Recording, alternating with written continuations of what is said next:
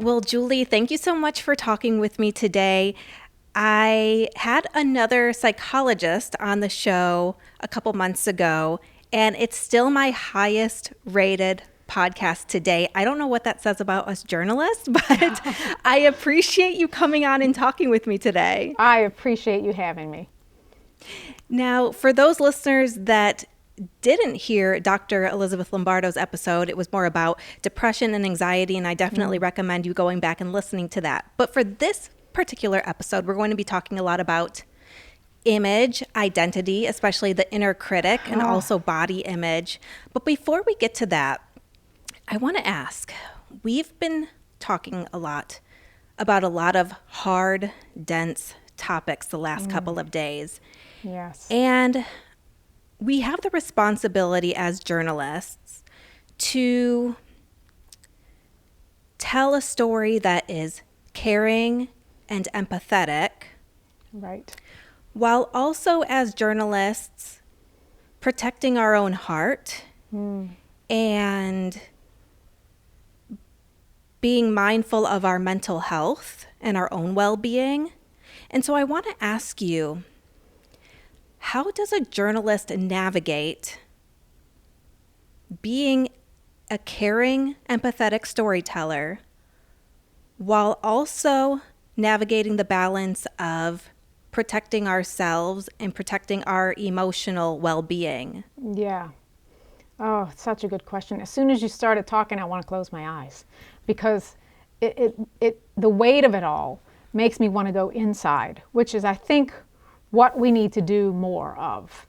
And certainly journalists, as you just said, you have an immense responsibility in covering all of this, and you're a human being, so you're going to have your own emotional responses to things, as you should. So I did an interview this morning, and the first question one of the anchors asked me was, she said, I'm on the edge of losing it. Like, I just want to break down and cry. And I said, please lose it. Break down and cry. I understand that on the air that might not always be, I don't want to say acceptable, although in some places it might not be, but it might not feel like the safest place to do it. But I hope when you leave that if that's what you're feeling, you turn inward and you give room for that kind of expression, of tears, of mourning, of weeping. Protecting our emotions and our well-being isn't about turning away from our feelings. To the contrary, it's about turning toward them and being able to wrap our arms around ourselves, if you will, and sometimes I mean that quite literally, and parent ourselves through this toughness. And this is hard. This stuff we are seeing is hard.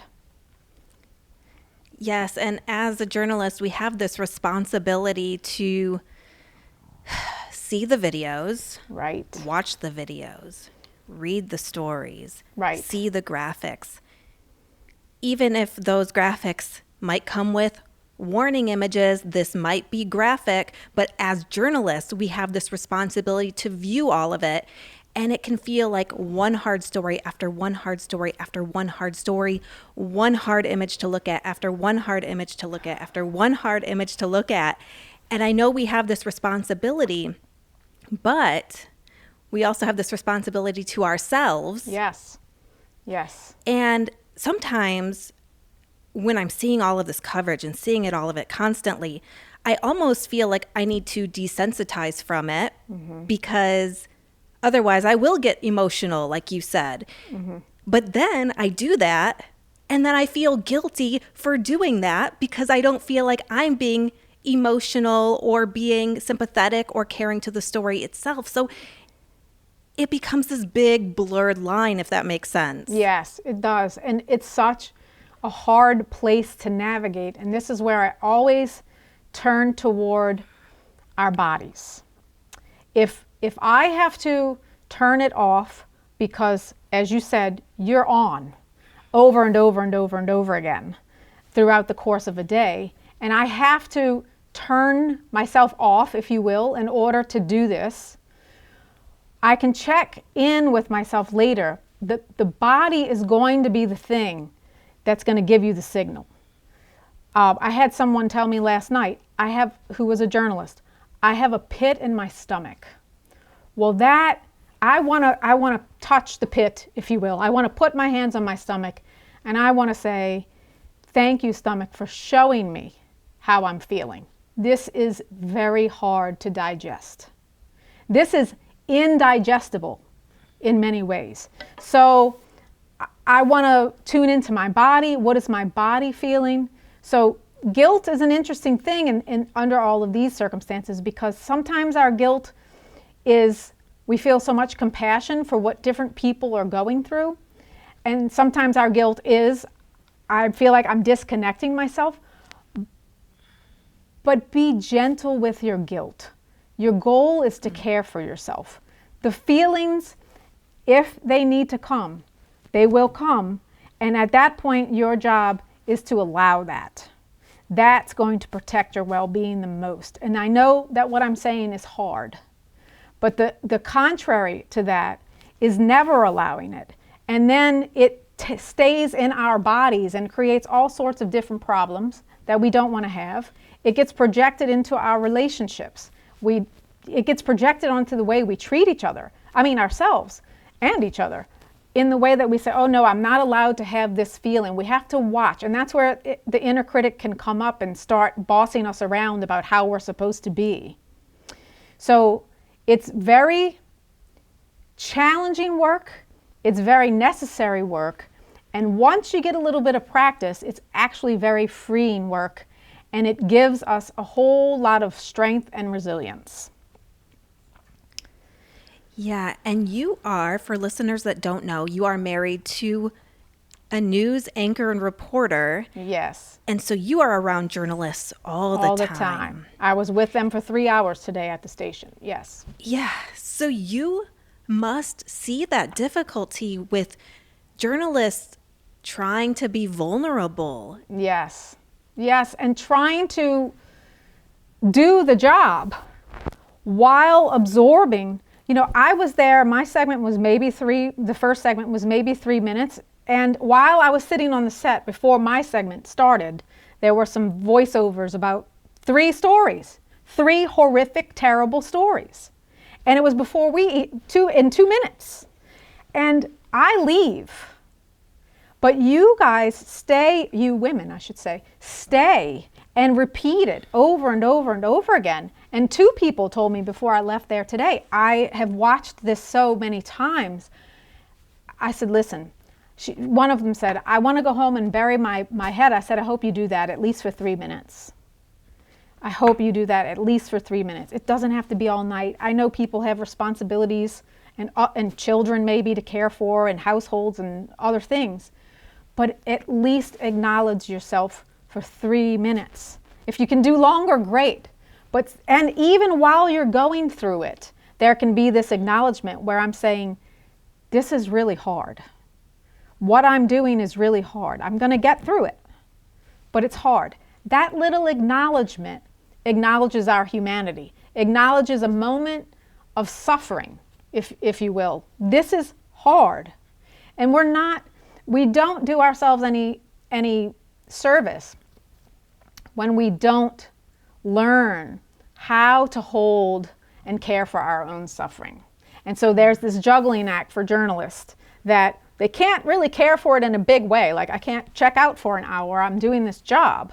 Right. But I can learn to talk to myself in a compassionate way as I'm going through it. And then later on, check in. How's my body feeling? Even tuning into that is checking on yourself.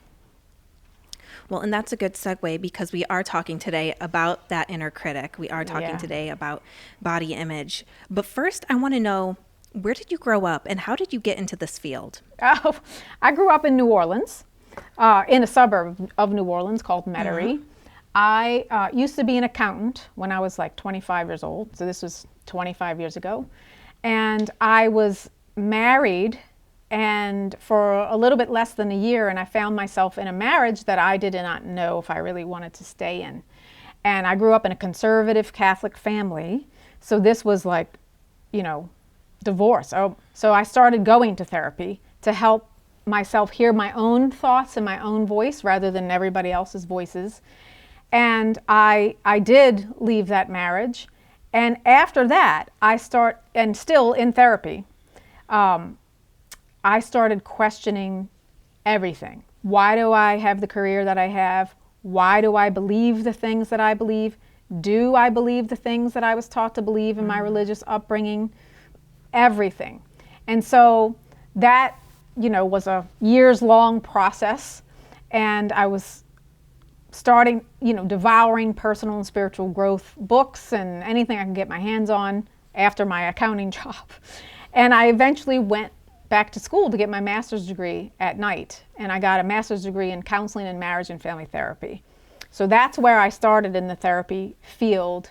And my career has evolved over time because now I do more groups and teach classes on personal and spiritual growth and development than I do individual therapy. I don't really practice under a conventional model anymore. So a lot of what you cover, it has to do with the inner critic. We talk about body image. We talk about self-critic. Let's start with body image.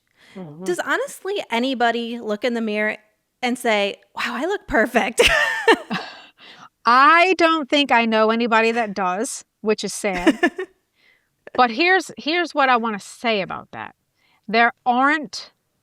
Women are conditioned almost, maybe not almost, but to bond over their flaws. Yes. Like it's a common topic of what I need to do differently and all these different, what I'm going to do next, blah, blah, blah. And there isn't hardly any space for us to show up and be like, I'm okay. I'm okay with how I look. I'm okay with how I feel. Now, I'm not suggesting that being okay with how you look doesn't mean like you don't see quote unquote flaws. What we've been taught are flaws. But it means that you're kind of settled into yourself. And when you shift the paradigm of, am I going to let the critic that I have internalized from the outside world about what I'm supposed to look like run this show?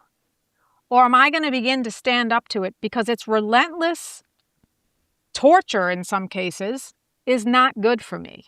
It hurts me physically, emotionally, spiritually. And one of my big passions is helping women especially, but all people, connect more deeply to the animal that their body is. I often say your body is your animal, or your body is your baby.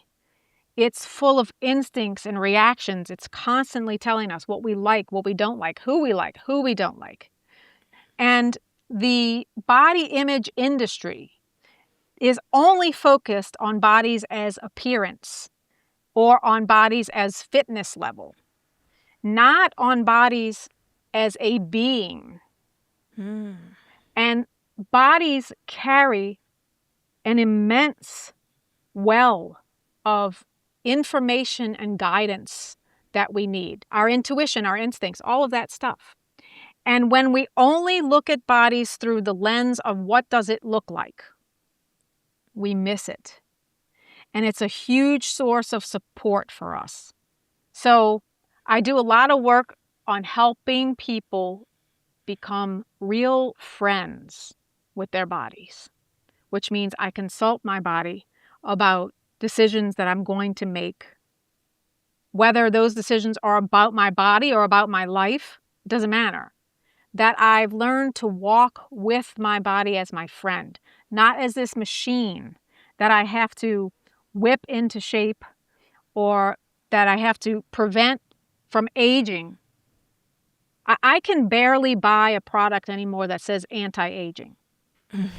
I can barely do it because of the messaging. Now, I'm not saying that other people are going to have that experience. Everyone's on their own journey with this. And I realize I'm speaking to journalists whose faces are always filmed and always being, and bodies, not just faces, always being critiqued in many, many ways. So I'm not always being suggesting. critiqued, and also we're constantly seeing ourselves on a TV screen or on a computer screen, and we're constantly seeing ourselves over and over and over again, and that can be very challenging. Yes. And that has gotten worse for all humans, but because of social media and apps and Yes. selfies but for y'all, it's another level because your images are more public than the average person too, which adds to it. So you get the regular social conditioning around bodies and images that you get internalized like a lot of people, but you also get the feedback from people Oh, professionally yes. and not professionally, like meaning the audience and the places where you work. Sometimes newsrooms have consultants that come in and have all kinds of things to say about appearances. So it's I think an added layer of pressure for sure. Maybe several added layers of pressure. Yeah. So, what do we do to help combat that? Like, Yeah. what do we do? What are the steps so we can, not take all of that to heart, because we do have constantly the public telling us what we should look like, what we Yeah. shouldn't do, what we shouldn't wear, how we shouldn't look. And that we can say, oh, we just won't let that affect us, but we're human beings too. Right, right. I don't think it's realistic to say, maybe you can get to a point where it affects you less. But saying, oh, I'm not going to let it affect me is not going to be the thing that gets you there. So I think that part of this, this topic can make me cry because of the lenses, especially women, that are put on women about how we look. And we were born into a game that we didn't ask to play about appearances and about what women should look like and about what we should like or dislike or what roles we should play. So the amount of relentless, again, I'm going to use the word torture because that's what I have identified with in my own journey, about every little thing. So the first thing you want to do is start to recognize that as criticism and start to stand up to it. Start to talk back to it. And so you're talking back to it inside of you, but you're also speaking back to the greater cultural voice that's telling you, you need to be concerned with this at this level. And that this is something you should be possessed by. I'm going to use that word. So I need to create room where I can start to look in the mirror and even see things that are considered flaws and still see myself and say, yeah, I see you. I want us to really see ourselves, to really witness ourselves. So if I could go back to where I started, I think I kind of went all the way around the world there. Sometimes we have to mourn the reality that there's so much weight on us. And again, especially journalists and people in the public eye. There's so much weight on you all about this in a world that has so much other weight that you're trying to cover in the middle of it all. That is immensely heavy. And you could suffocate under it, if you will. I'm using that metaphorically. So I want to start to talk back to the thing that is suffocating me.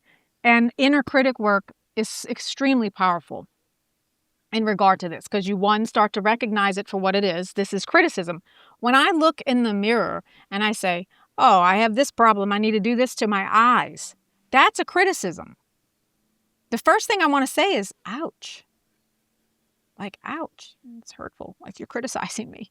So I want to start to recognize it and speak back to it. Why are you criticizing me? I want to learn how to fight with it and to dialogue with it and to dance with it in a way that shows me other voices inside of me that are very powerful and important. Does that make sense? It does. And it's also, like you said, it's recognizing it when it comes up, when you start to have those self negative thoughts. Because Yes. sometimes we go through our day with self negative thought, negative thought, and we actually don't even realize we're making those kinds of thoughts. Yeah.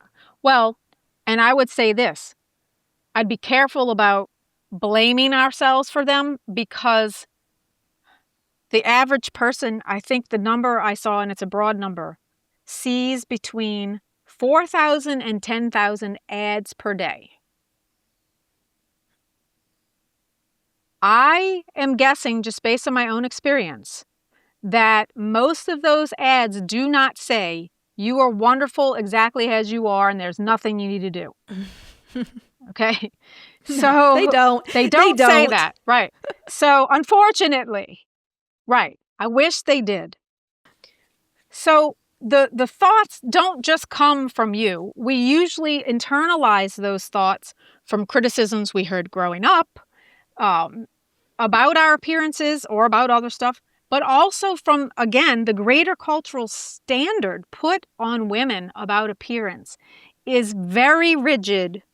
What is supposedly healthy and good is a very rigid window.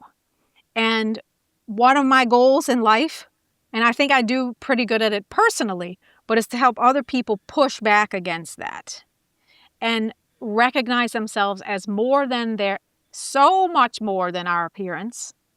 And our worth and our value is not only about our appearance, despite what the greater culture tries to sell you and tell you. Yeah. And it makes me think of this acronym that I say. I call it FOCU, fear of keeping up. Uh-huh. I feel like I'm in this constant, especially in this digital age in 2025.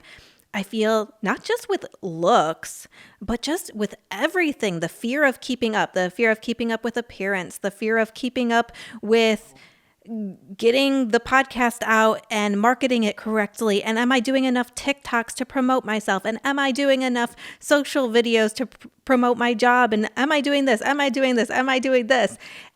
And that can feel super taxing on a person. The feeling of seeing everything on social media and should I be doing this and should I not be doing this? And do I need to be doing more of this? Does Yes, that I make mean, sense? it makes perfect sense. And should I be eating this? Should I not be eating this? And what kind of movement should I be doing? And this movement is good and that movement is bad. And the next person says something else. It is Yeah. so much. And this reminds me of, I think it was like in May, I was on a panel. Now, this panel was specifically for a nonprofit that works with domestic violence survivors. And so we were doing this panel, and there was 5 experts in a little bit different fields.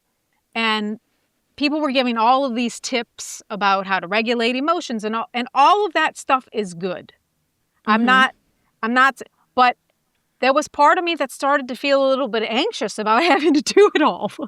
So they came to me and they asked me a question, and I don't remember what the specific question was, but I looked at the audience and I said, all of these things are wonderful tips, but if you try them and they don't work for you, it's not because you are wrong. And then I said, it's okay to be a fucking mess. And the whole place erupted in applause. It's like, can't I just freak out for a minute? Is that okay? And I say, yes, that's okay. Because the idea that I'm supposed to try to keep up with everything and not have moments where I feel a little panicked, or maybe a lot panicked, moments where I feel anxious, moments where I need to fall apart, those things aren't indicative of how well you are. How you treat those things is important, because those things are normal human responses to an increasingly hard world. So, oh God, I could go on and on and on, but I'll pause. Yeah, it's like, and I know a lot of female journalists will hear what I'm saying, but it's like, we need to be great at our careers, but we also have to be great in our relationships. While we also have to be great mothers, while we also have to be on Facebook posting 3 times a day, while we also need to be on Twitter. But while you're at it, let's be on Threads. And while we're at it, let's post 3 TikToks a day. And while we're at it, did you figure out Instagram? And while we're at it, it's like, oh my gosh, I have no time. Yes, I want to have a panic attack just listening to the list. And that's not even the fully inclusive list. Exactly. Right? It's like all of the hashtags too. Boss babe, boss mom, all of these. I don't want to be any of those. Like, I want to be a normal human that struggles with things. Because anything else to me, any other expectation, I should say, is inhumane. The idea that I am supposed to do all of those things that you just listed and just be like, oh, easy breezy, trying to figure all this out is ridiculous and harmful, I would add. So I spoke to a couple of women, again, you reminded me of a story, who were talking to me about doing a podcast one day. And they saw that I did a TED Talk and they saw that I do media interviews or whatever. And one of them said, Julie, you're a badass. And I just kind of put my head down. And she said, what? I said, no. She goes, no. Don't downplay your success. I said, I am not at all downplaying my success. Do not assume that that's what's happening. I said, I don't like it when people call me a badass because it feels like pressure. It's okay that I don't like it. I would rather, and I know it's intended as a compliment, and great, but I'm not trying to be a badass, whatever that means, because the message that's out there is like I'm just supposed to do all of these things and have it all together all the time. That's insanity. So, and again, reminds me of a quote by the therapist Stephen Levine, who's no longer with us. And he said, those who insist that they have their shit together are usually standing in it at the time. Oh. And exactly. Doesn't it just make you take a breath? So we have to be careful about the inner pressure maker. That's another word I use interchangeably with the critic. And part of me needs to start to build the inner loving witness that can say, you need to stop with the pressure. I know you want to do all these things. I know you have these goals. I know you want me to do well and succeed and all these things, but I need a minute. And that doesn't make me less than or having it less together. That makes me in touch with my humanity, which is one thing I think we could all use a lot more of in this world. Mm-hmm.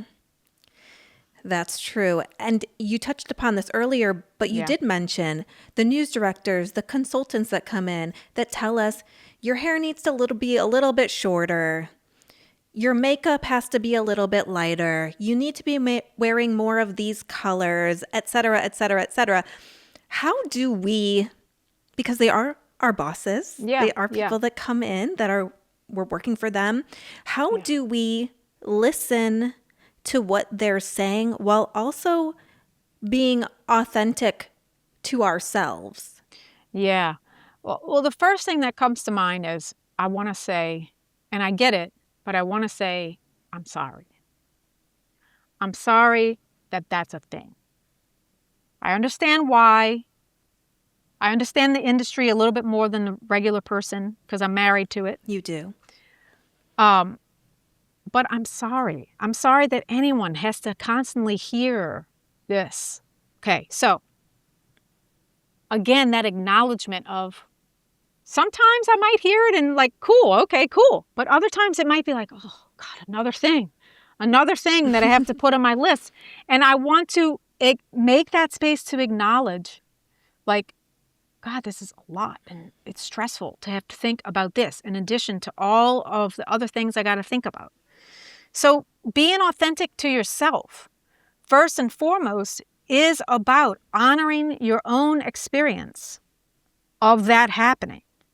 which means it could frustrate me, which means it could stress me out, which means it could overwhelm me, and that I want to take those feelings and deepen my understanding and my care for those feelings. That's how you honor and trust your experience, and it helps you trust yourself as you move through. Now, depending on your boss or the newsroom or whoever it is, depends on how safe one might feel pushing back on it, or one might feel to say, I have so much on my plate right now, I'm having trouble adding that right now. Everybody's going to have a different response to that. The way to be authentic to yourself first and foremost is to create some care around that response, to not marginalize it, to not try to hurry up and logic yourself out of it, especially if it's something that comes up over and over again for you. So in a way, you're learning how to hold your own hand through it. You know, like, what would I say if I had a daughter? I think you do have a daughter, right? I do. Okay. Mm-hmm. She might be a little young from what I can tell for what we're talking about.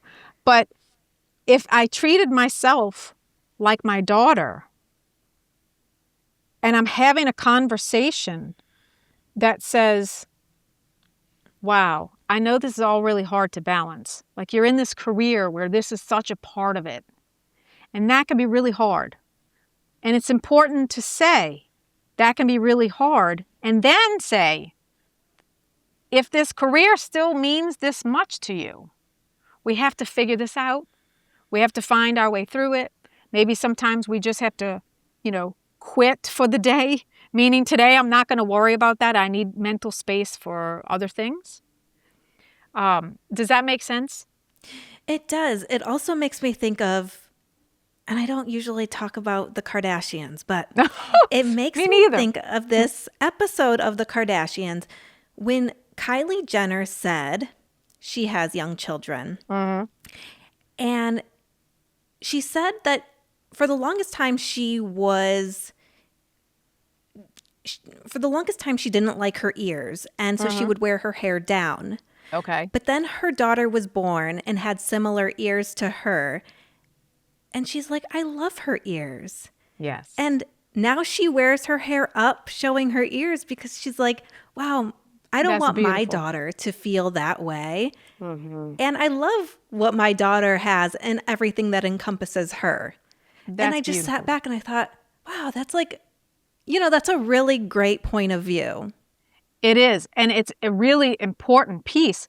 Let me explain, because obviously it's obvious why it's important. But I was listening to a researcher who specializes on body image and wisdom and things like that.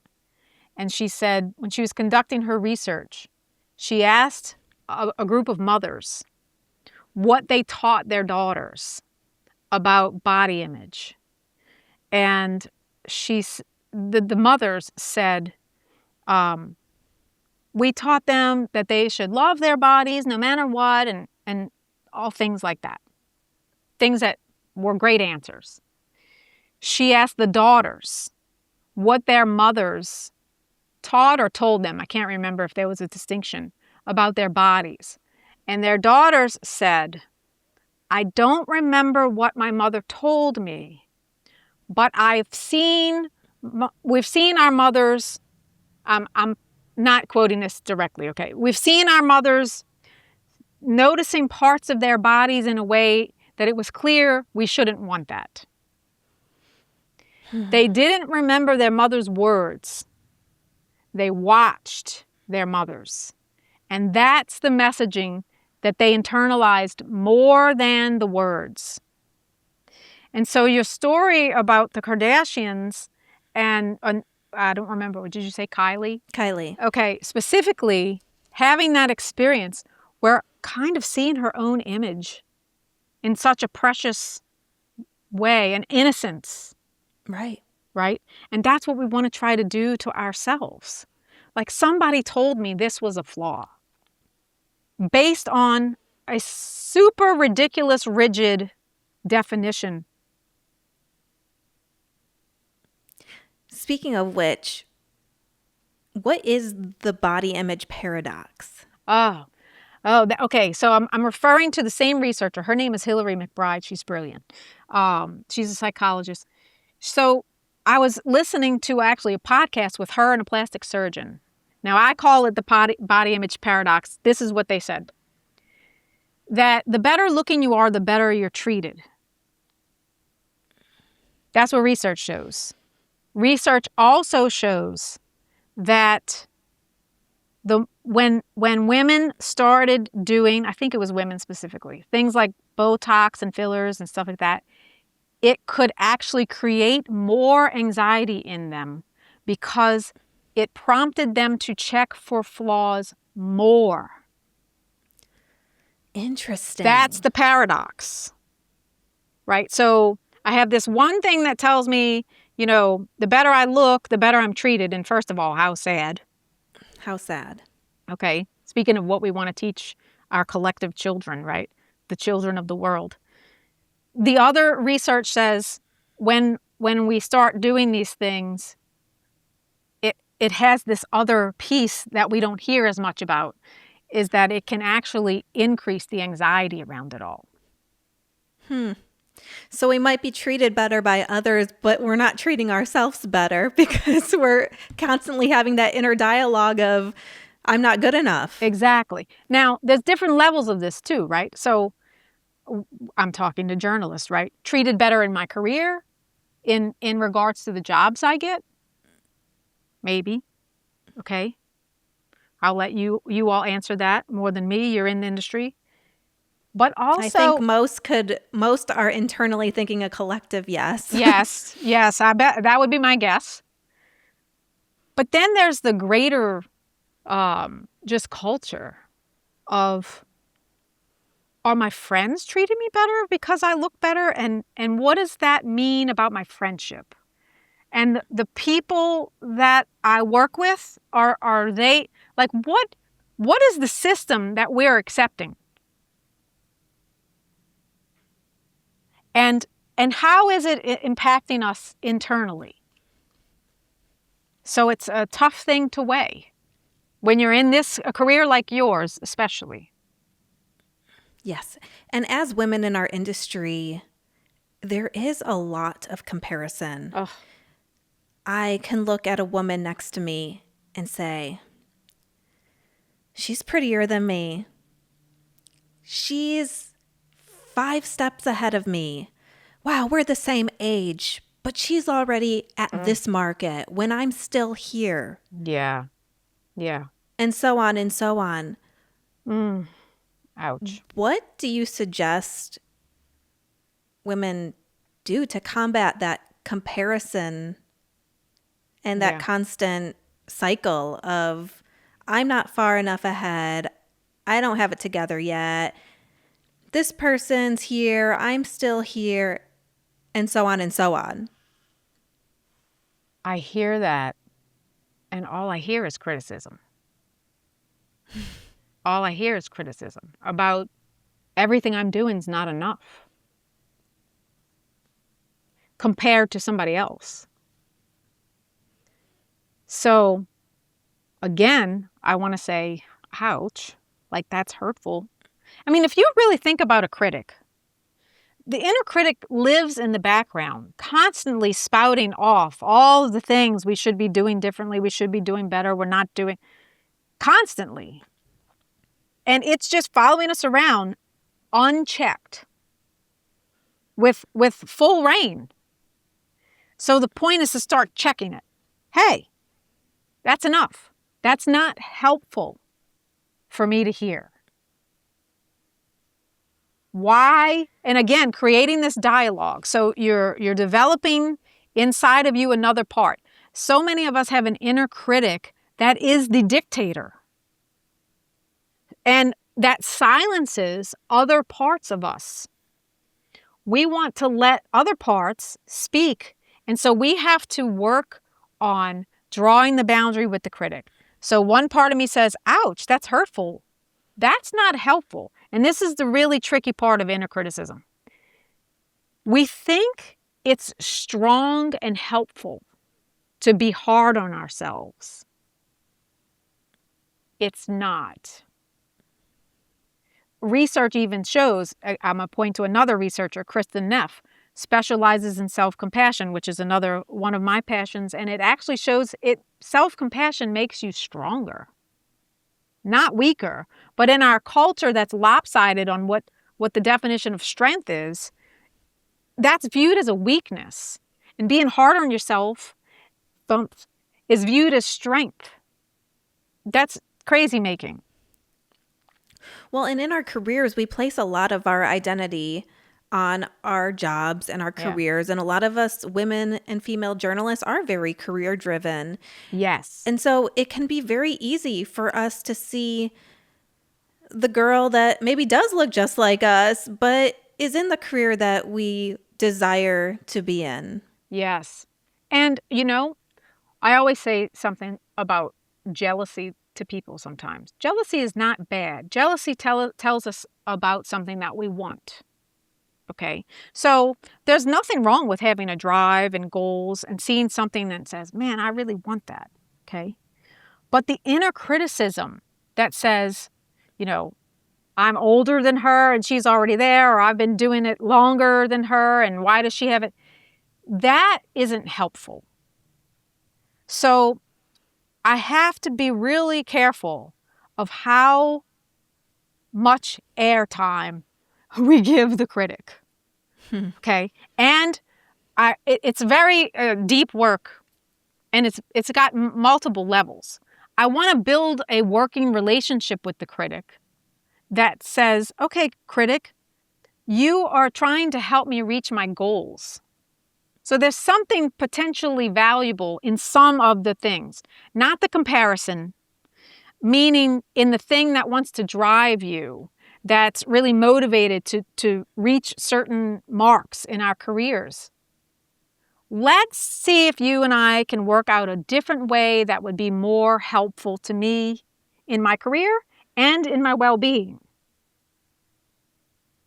So, you're not allowed to talk to me like this. It's a relationship.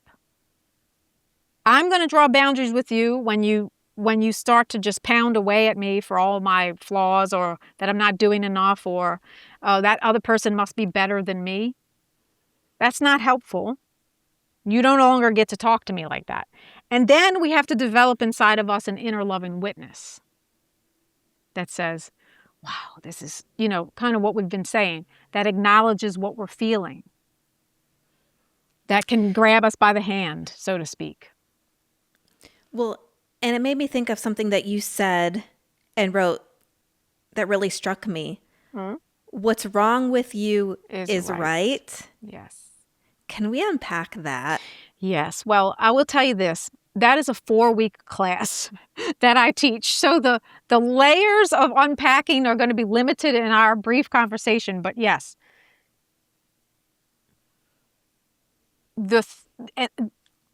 in many ways, we've already been speaking to this. Yes. We live in a culture that has rigid ideas about what success looks like, what it means to look good, what it means to be healthy, what it means to be normal, what it means to be worthy, all these different things. And we are taught from a very young age, and everybody's personal experience is, of course, different, that certain things are bad. Sadness is bad. Anxiety is bad. Depression is bad. Body symptoms are bad. And every one of those things carries wisdom. So, if we only try to send it away, and we keep sending it into the shadow where the culture tells us it should go, never to be seen even by ourselves, we keep sending parts of us away. And we're fragmenting ourselves, and we're chipping away at our wholeness, and we're only allowing ourselves to show up in a very limited, masked way. So what's wrong with you is... Go ahead, yes. In fact, what if what we see as those negatives are actually our superpowers? And in many ways they are. And not only our superpowers, because that could talk about it like a bigger, longer term thing, which could be true, but also what I need in a moment. Something telling me about what I might need in this moment. Yes. If I have somebody who's with me who's telling me about an experience, and they're telling me, Julie, I had this terrible experience. I woke up in the middle of the night, I had the worst nightmare, which is a whole nother topic, dreams. And like, it was so vivid, and I can still feel the stress of the dream, and they're putting their hand on their chest. I can still feel the tightness in my chest, or whatever they might feel. And now you would say that's wrong. This tightness in my chest is something I need to get rid of. And I say, you feel the tightness in your chest? Can we go into that a little bit? Can you tell me, I want you to feel the tightness in your chest and tell me more about it. A whole story will unfold. I'll give you one example. This has happened so many times. I'll make up the details because the details are a little different for everybody, but you'll get the gist. Yes, I feel this tightness in my chest. What does it feel like? It feels like sadness. And they'll immediately start to cry. And I'll say, what is the sadness saying? What does the sadness want to say? And I often hear things like, I didn't think this would still be this hard. I thought that this would be figured out by now. I didn't think I would still have to work so hard. I feel like I'm going to crumble and I can't. Wow, that just had a lot to say. And then I want to follow it. Crumble, bad. Well, what if we crumbled right now together? I want to invite you to crumble for a couple of minutes. And maybe I'll if we're working virtually, which is most of my work, maybe they'll put their head down, or they'll say, I'm going to lay on the floor, or whatever. They move into whatever crumble means in that moment. What does it feel like to crumble? Wow, this is the most rest that I've gotten in a week. This moment that I just let myself crumble. So that's a little example of like, what's wrong with you is right. The thing that you're immediately trying to get rid of and pushing away, and I get why, is something that is informing you and bringing you a part of yourself that needs your own care and awareness. And this doesn't have to take hours. Sometimes in that moment of, what does your chest feel like? It feels like crying. The person might start sobbing. And in 2 minutes, it's gone. I no longer feel it in my chest. So that's what's wrong with you is right. That's a little bit about what it means. Well, and you mentioned the idea of dreams, and you do have a component, a spiritual component as well. What is your take on manifestation? Well, first I will say that I think everything we're talking about is spiritual to me. Because spirituality, what's missing from a lot of spirituality is the honoring of our own experience. A lot of not just spiritual work, but a lot of even popular psychological work is all about fixing myself and everything we've been talking about. So to me, all of this is spiritual because it's about learning to trust you. And it's about learning to honor your own experience. And there's a sacredness in that. When you really do that work, you do start to meet a love inside of you. Now, people will define that differently. And the reason is because you're being that love. Now, manifestation. I have an interesting relationship with manifestation because I think the manifestation culture can add pressure to people. Like, I'm not supposed to feel this, or if I feel this, I'm going to attract this. Well, that is just, again, if it doesn't honor my experience, it's a form of oppression. And so at the same time, I understand the value of wanting to dream, of wanting to set my sights on big things that are possible. But if any of that makes me turn away from myself in a given moment, what am I really manifesting? I've had people tell me, I'm afraid of this thing, but I don't want to say it out loud because I don't want to attract it. Yeah.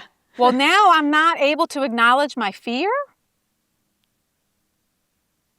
What about if I said, I am scared? And wow, it's really hard to be scared. I'm not the only one that's scared. These are all self-compassion things. I'm not the only one that's scared. The world can be scary, or the situation I am in is scary. It's not wrong to be afraid. And I am practicing self-compassion, then maybe I am manifesting that. But anything that says you shouldn't feel this because you're going to attract it, I find harmful. Well, and it reminds me of when we were talking off camera about shame embedded in wellness. Oh, yes, yes. That's everything we're saying. I mean, yes, this idea that if something doesn't work for me, if I follow the eating plan or the exercise regimen and my body doesn't feel 300% better and isn't, then it must be some flaw in me. No. There might be a flaw in the system. But these systems always want to come back and tell us what we must be doing wrong. You're procrastinating too much. You're not disciplined enough. All of these where does it end? Yeah. Right? There's no compassion in that. So compassion, self-compassion is one of the things that helps guard against inner criticism. Creating a practice, even in a little moment, where I feel tightness in my chest and I say, oh, my sweet chest is telling me something about, just turn my attention toward it. Oh, it feels tight. Thank you, body, for showing me something about how I'm feeling. I feel you. Yeah. Well, I would ask you, what are 3 tips to helping us achieve this self-compassion in ourselves? But then I realize that I'm asking for 3 tips. Exactly. And then if you don't get those 3 tips, then now... Exactly. And it's hard because, every time I do a television interview, they always ask me for tips, right? Yeah. And it's one of my least favorite questions. Not because it's a bad question or it's a wrong question, but I decided that one day my answer is going to be, I really don't want to give people tips because I think we're overwhelmed by tips.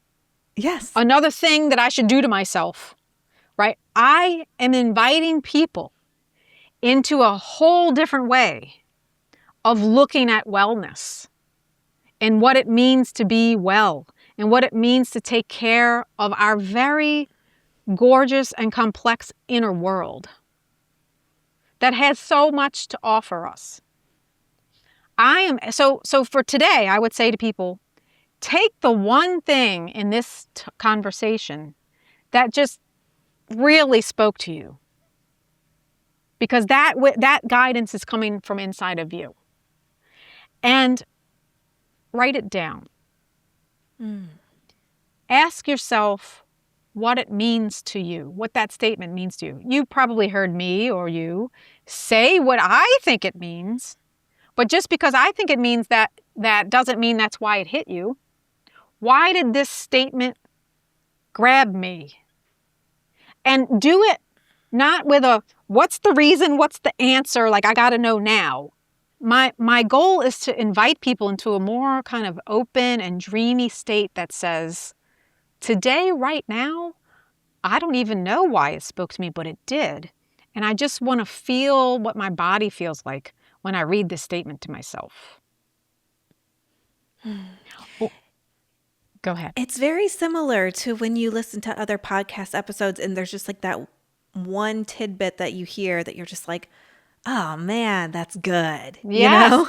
Take that, oh man, that's good. That's coming from you. It's tickling or grabbing something in you. part of what I am saying is trust your experience. Trust that it grabbed you because there may be something there for you. And I find that when I hurry up and give a bunch of tips, which when I teach classes, of course I give tips, but we're going through like different exercises and deeper reflections. But I find that if I hurry up and give a bunch of tips, it actually can pull people away from the thing that grabbed them. Because now they're focused on, oh, I need to do these tips, right? So that's my tip. Focus on the thing that grabbed you and stick it on your wall, or notice what your body feels like when you hear it. Notice if it disturbs you, because maybe it grabbed you because it disturbed you. And that's important too. What disturbed me about this? And so taking time to reflect a little bit and be with yourself, and here's the hard part, without having to have it all wrapped up and understood right away, where I can just kind of let it float with me, maybe forever. But that there's not some action that I need, like that's the action, doing that. I don't need to go fit this into something. This doesn't need to solve something for me immediately. I'm talking about long-term care for our well-being and our emotions and spiritual and physical states. Absolutely. Before I let you go, what do you think real confidence is? I think it's what we're talking about. I think real confidence is when I can have an experience, which means somebody says something, I have a reaction to it, an emotional reaction to it, and I can trust it. Okay, that's one thing. I can trust I don't have to make myself wrong for having this reaction. Or I don't have to, like if something makes me angry, there's a good reason that it makes me angry. It's not because I need to fix my anger. Okay? So confidence is trusting my responses and being able to care for them in a way that is compassionate and loving toward me rather than shaming. And the shaming lens is the lens that says this needs to be fixed about you. You shouldn't have this reaction. I'm talking about emotions, okay? I shouldn't feel this. It's been too long, or it's not even happening to me. Why is it so strong? Or what? All of the ways we try to logic ourselves out.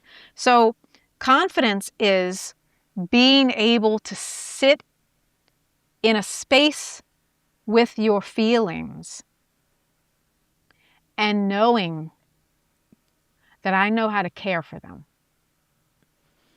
especially the hard ones.